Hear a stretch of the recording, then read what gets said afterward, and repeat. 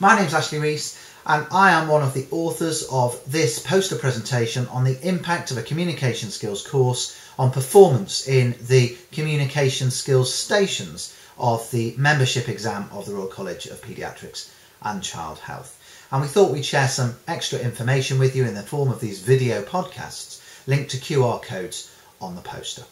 So I'm here to talk about three common pitfalls in performance in the communication stations at membership examination. So the first is a poor or inappropriate opening line. The second is losing control of the scenario. And the third would be not having a strategy with which to complete the communication task that is being asked to be done during the scenario. So just to deal briefly with each of these, a bit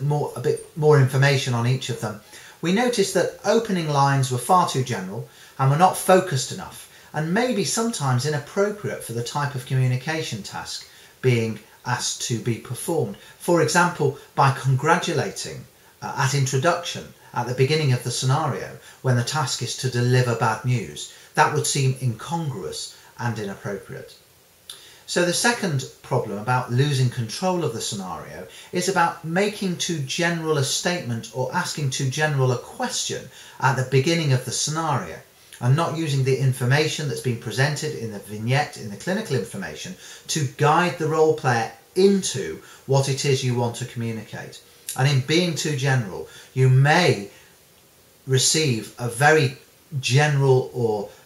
sometimes inappropriately long or elaborate response which isn't focused enough and doesn't enable the trainee to be able to get into the scenario and start delivering the communication as per the task.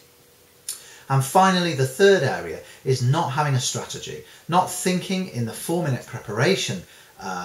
time where this communication is going to go, how it is going to be delivered, what it is that's going to be said, what is the lead-in to the specific piece of communication that is being asked to be performed. And while the trainee must respond and react to information that is given to them by the role player, by not having a strategy, it could mean that they lose control of that scenario, as in the second problem, and do not keep to task and be able to perform that task to a high enough level with which to meet the criteria and pass this station.